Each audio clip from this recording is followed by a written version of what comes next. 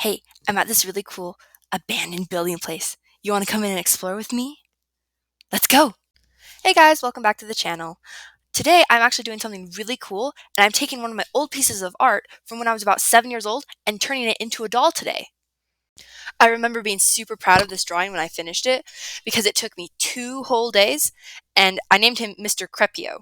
That's how I spelled it anyway. I'm sure I wanted it to pronounce Creepio, but I only did one E and then two E's and then an O, so it's Crepio. Mr. Crepio. I was doing this series, even as a little kid, I loved doing series of drawings where I drew a protector of each month. Like this character would protect children born in that month. And I made him like a zombie Frankenstein witch centaur with a broom. And I loved that design so much. It was one of my favorites out of the entire series thing. Some of my even back then I wasn't very good at naming things. I'm still not. I am not good at naming things. I like Mr. Creepy. I mixed up this great orc green color and I painted it over his entire torso.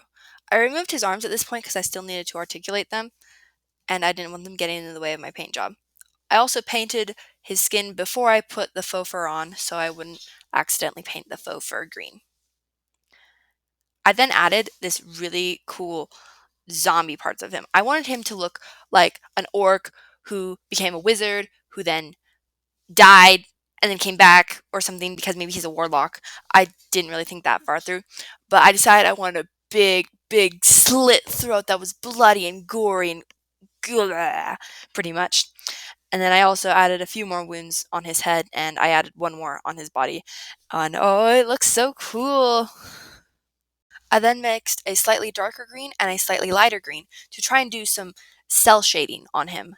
I took inspiration from Delightful yet again in her Dragon series where she highlights the scales, and also Strongman Clarence where she highlighted his muscles. I also wanted him to have great big claws that he could dig into. I don't know, characters can seem kind of creepier if they have really long fingernails and lots of sharp angles. So that's what I added here. I just rolled up bits of epoxy and into a point and stuck it on the finger and blended it in.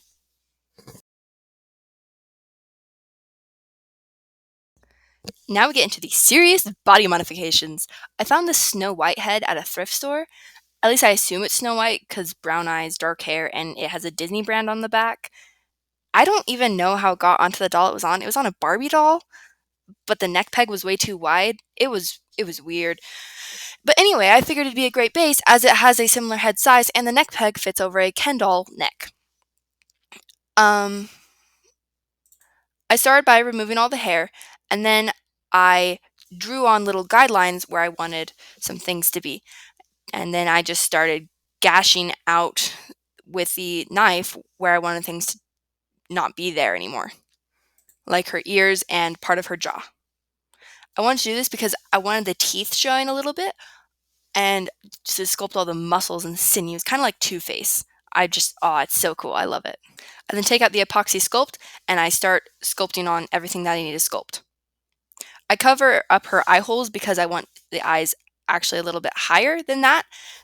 And I do a real gnarly nose and I go into the brow bone. I completely ignore her original face structure. I'm redefining it all by myself. For the first head that I've ever sculpted, I think it turns out pretty well. Unfortunately, it didn't fit onto the neck peg. It didn't stay on there. So I had to cut into the head that I had already painted and everything and use an elastic to keep it onto the body.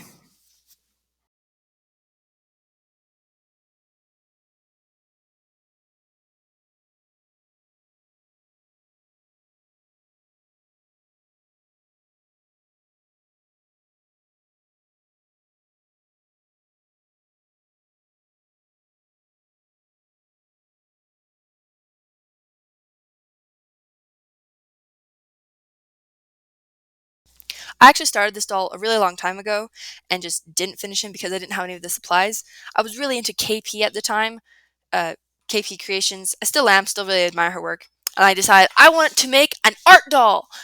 And so I took a Ken doll and I chopped off his legs and I attached him to a wire body, similar how Delightful did in her video of Tamara Tinyhoof. It's a stock box series doll. It's very good.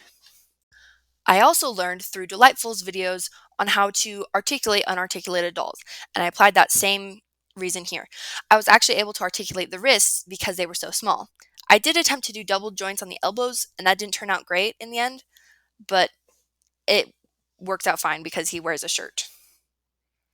Because of the type of wire I used, he doesn't stand up very well, and he usually just balances on the curve of his back legs, but it looks fine.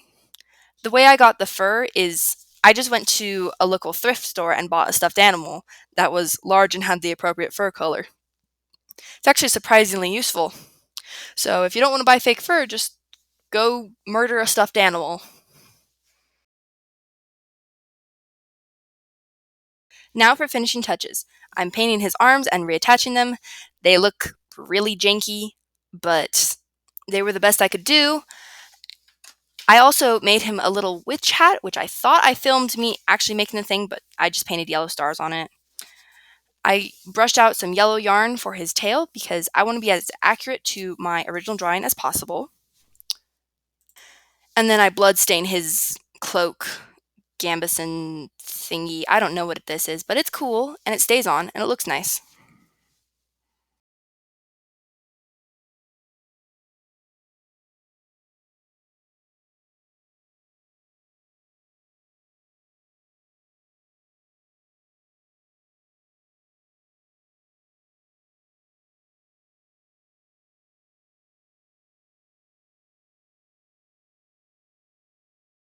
I also make him a saddle blanket and a staff because his backside was looking a little empty.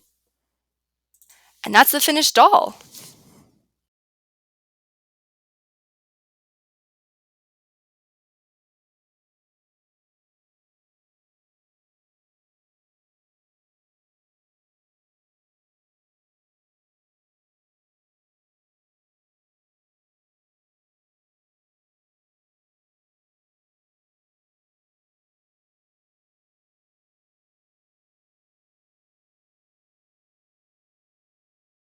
Huh, we're here.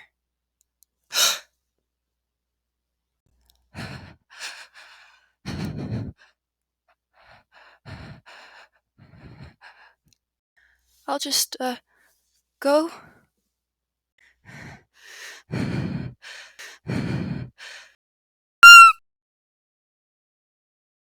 What was that about?